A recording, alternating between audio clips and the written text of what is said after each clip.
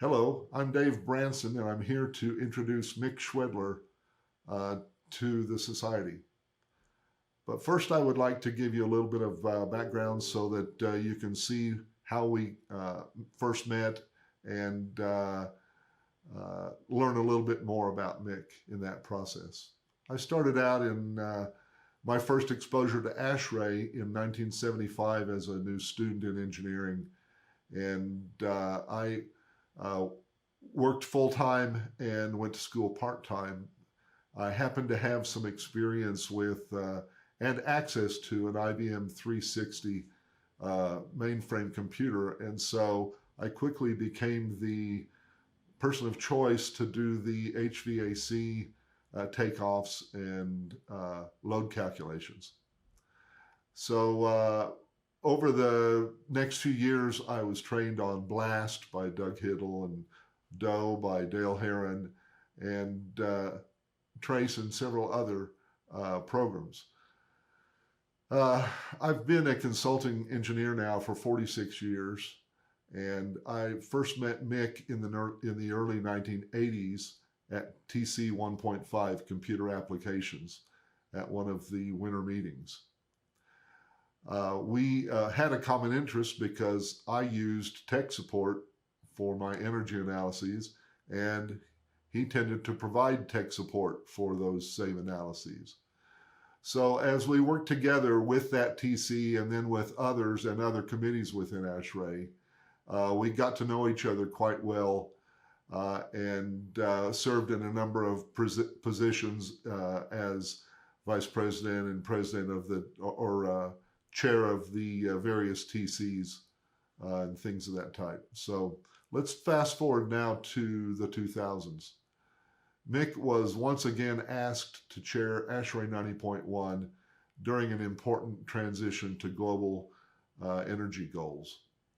And he recruited me to serve as a neutral member, as I had no particular focus on one manufacturer versus another. He needed that type of representation to fill out the voting membership. So we worked for 4 years on that effort, and I learned a lot about his leadership goals and his leadership characteristics. I also met his family, and we became friends, and I saw how he operated within his work environment. Mick has a unique ability to be a leader, both in industry and in his workplace and in his family. He has a unique set of talents that gives him an ability to work with others to maximize the success of the group to achieve the goals that have been set. Mick is particularly well suited to serve as president of ASHRAE, and I look forward to his leadership in this new challenge in this position. So as we say sometimes here down in Texas, Mick, it's time to saddle up. The work won't get done by itself.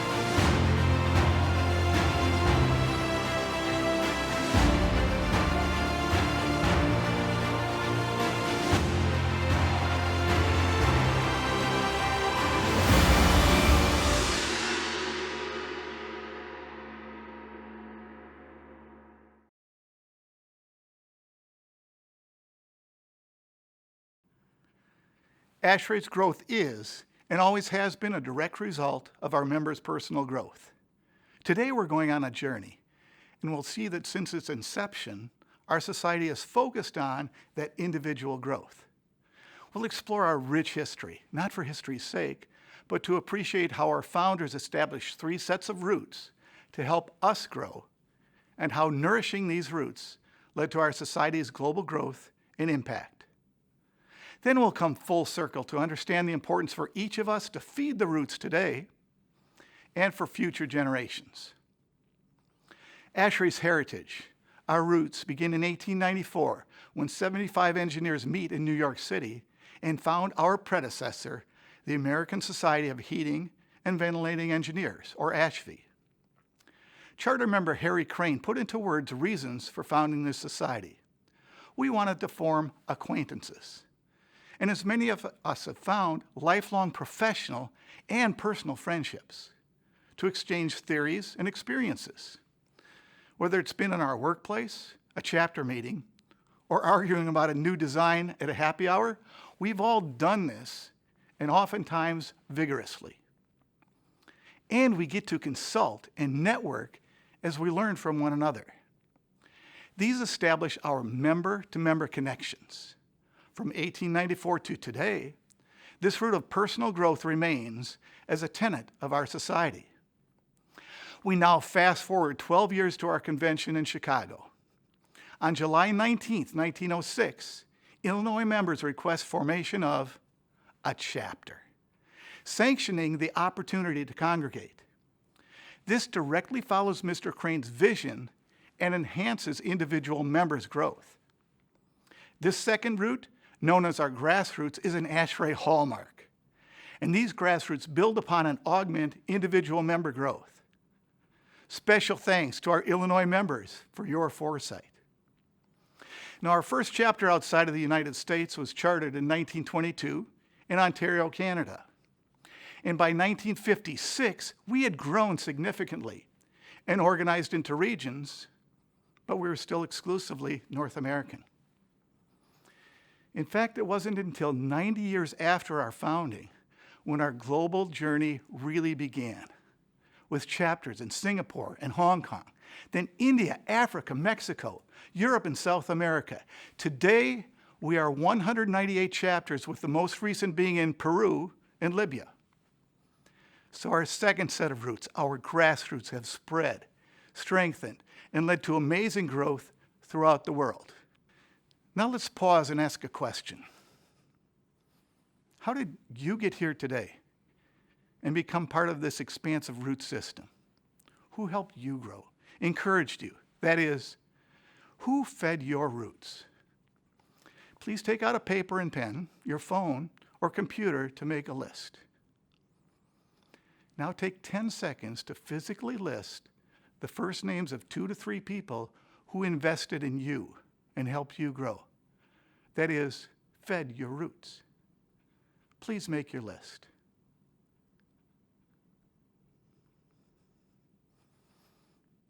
Here's a collage of people who fed the roots of President-elect Advisory Committee members, those involved in developing this year's society theme. For many of us, it's probably hard to narrow down to 2 to 3 names. It was for me. So many have guided and helped mold me, but here are the first. In 1981, I received a job offer from a group led by Neil Patterson. At that time, I didn't realize that Neil would become ASHRAE president about a decade later. And we didn't have today's simple and polite way to connect a colleague to ASHRAE. But Neil had his own connect a colleague method. I recall his words were, "You will be involved in ASHRAE." Then he provided the support to do so. That support resulted in attending technical committee meetings. Now, the first 2 TCs weren't good fits. Then, one Monday evening, I walked into TC 1.5, Computer Applications. The leaders, including Charlie and Mike, invited everyone to the big table to be involved. They encouraged and mentored me as I foundered in my first subcommittee chair assignment. and even convinced this new, naive member to be TC secretary for not 2, but 4 years as they restructured the TC. All have been amazingly supportive mentors. Now, Neil has passed away, but today, thanks to Charlie Culp and Mike Bramley for feeding my roots. Now, on to our third root, technology, and the 1917 decision to found our Research Bureau. Later led by F. Paul Anderson and one of our first female members, Margaret Ingalls, here we are, over a century later, still independently funding our research. To oversee the research, subcommittees were formed. These were precursors of our present technical committees, now responsible not only for research, but also our handbooks, conference sessions, and identification of standards. These are our deep technical roots. These 3 sets of roots have put in place by our founders have spread globally to our membership of more than 52,000. As volunteers, we've grown personally, gathering and serving in our grassroots chapters and regions, and through our technical contributions. And by uniting, we've had global impact to serve humanity, the first 3 words of our mission. Let's look at just a few of these global impacts. First, our technical education and training materials are well known and respected worldwide and available to everyone through our technology portal. They help ensure the built environment is efficient, resilient, reliable, and addresses our world's ever-changing needs. Next, in the last 104 years, you and members like you have funded research, including more than $2 million last year, and since 1959, more than $78 million. Thank you. This leads to quality, independent research. As a board member, I've had the privilege to represent ASHRAE at other organizations' conferences. Many of those associations absolutely covet our young engineers in ASHRAE, known as YAY, who are now about 20% of our membership. YAY was a vision of many, and the young women and men who began in YAY are now leading us into the future and providing strong connections to young professionals and students entering our industry. And our most recent global impact is our epidemic task force. Through volunteer efforts of more than 130 experts, ASHRAE is a beacon, providing needed information to mitigate the spread of disease, reopen buildings, and deliver education for building owners and operators, all to improve indoor environmental quality and keep people safe. The impact has been global and touched each of us locally. This hit home personally. My wife, Jen, has an ASHRAE magnet on her van and was speaking with her college roommate who works for the La Crosse County Health Department. Jen's roommate said, ASHRAE, we use their information, and that is impact. Now in today's terms, it's time for a shout out. We would not have made it through the past year without the guidance, vision, and drive of President Gullidge to embrace technology. Who would have thought we could do our work, serve chapter members, and carry on our mission without leaving our homes for months? Chuck, thank you for leading us through these tough times. But we all know that being fully digital has been hard. This phenomenon was explained by author Alvin Toffler in his 1970s book, Future Shock. As our world uses higher technology, we, as people, need and crave personal connections, and in our case, member-to-member connections. To explain this, Toffler coined the term high-tech, high-touch. I think we all really understand his point today. How do we use this to move forward? Many times I've heard people say, I can't wait until things get back to normal. Please take no offense, but I don't think we have any desire for normal. What we really want is the extraordinary we have. and we will use our best virtual and personal practices combined with our historical roots to move on to extraordinary. Here's how. Our deep technical roots will continue to be fed through education, training, standards, research, and other materials produced by our volunteer experts, delivered both virtually and in person. The distinguished lecturers who present to your chapters are often described as ASHRAE's most successful program. They will continue to be available virtually, high-tech, and when it's safe for the chapters and lecturers, we will get back to face-to-face presentations to provide the high touch. Next, within our grassroots chapters, the Presidential Award of Excellence has been streamlined and encourages intra-region and intra-generational events and communications. Utilizing technology, we can connect member to member with other cultures and experiences. Also, our chapters' regional conferences are using hybrid configurations that combine virtual training and pre-meetings with the conferences. Now, people who can't travel can still participate. But we all know there's no replacement for all of us being together. We began with our 1906 convention makeup, where everyone looked like me, but some had hair. And we have changed. The member-to-member connections we have today are astounding and vibrant. Vintage, young, women, men, global cultures. So in addition to our present membership, we'll continue to broaden inclusion through support of young engineers in ASHRAE, women in ASHRAE, and students. Also, the board's new Diversity, Equity, and Inclusion Subcommittee will recommend ways to reach out to those presently underrepresented within ASHRAE, because it's not one or the other. It's all of us together that make ASHRAE extraordinary. And the fact is, nothing happens without each of you, our volunteers. No matter how you choose to volunteer, you are our lifeblood and provide those resilient, deep, and widespread roots that weathered the storm and brought ASHRAE through a global pandemic. You are extraordinary. Now, moving forward, 3 new ways to feed our roots have been developed. The first provides personal growth. We've developed learning pathways. The first pathway is HVAC design. It's a curriculum for young professionals, those new to the industry, and others who simply want to serve their customers better. The second, pathogen mitigation, is of very high interest today and prepares us for future health issues. Additional pathways will be based on what you want and need.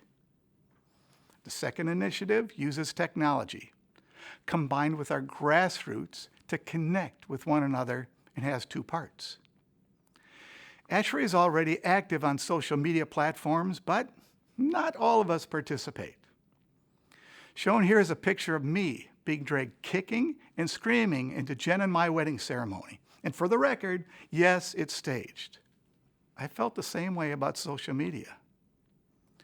But social media is a different and more personal way for each of us to connect with our next generation of members. So your president is enthusiastically on ASHRAE Society's Instagram page, and I hope you'll join me. Second, patterned after U.S. President Franklin Delano Roosevelt's fireside chats, we'll deliver a series of member-to-member informal video shorts addressing various topics. I look forward to seeing you each month. Now, if you take one thing away from today, let it be our final initiative, which includes a request to you.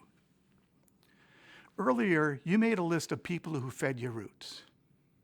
Now, it's time for each of us to give back and determine whose roots we will feed. Please take out that list maker again and create another list of 2 to 3 people whose roots you will feed in the next 3 months. It can be friends, professional, ASHRAE, at your workplace, in your community, someone you already admire and you want to help them grow. Now that you've made the list, reach out. each time you do this, you literally bring us back to our roots of Harry Crane's vision for ASHRAE 127 years ago, and ASHRAE as we move on to our extraordinary and impactful future. And whether we've helped someone else grow or they've helped us, let's share our Feed the Roots moments, perhaps on social media. Here's how my roots were fed this past year. And it reminded me to feed the personal roots of those closest to us, who sacrifice so much so we can volunteer and serve others. I knew of Heather through her contributions as a young engineer in ASHRAE, but hadn't volunteered with her until attending the combined Region 9 and 10 chapters regional conference in August of 2019. The night before the CRC, I met her husband, David, and learned they were expecting their first child. Throughout the CRC, Heather tirelessly led a very small team, literally 3 to 4 people, who did all the behind-the-scenes work to deliver an amazing CRC. What a dynamic and extraordinary volunteer. Little did Heather and I realize that next time we would see each other would be a year later, during the 2020 Region 10 virtual CRC. And 9-month-old Cohen would be with her. Our global impact served Cohen and his generation too. And we've come full circle. Guided by our mission, we get to serve humanity every day, and that is an honor and a privilege. We each are involved in ASHRAE for different reasons and volunteer in our chosen ways. We do it because we grow professionally and personally and help others do the same. We do it because collectively we have tremendous global impact. We do it because that global impact serves the world's as well as our personal future generations. And all this occurs because we are true to our deep, widespread, and strong technical roots, grassroots, and personal roots.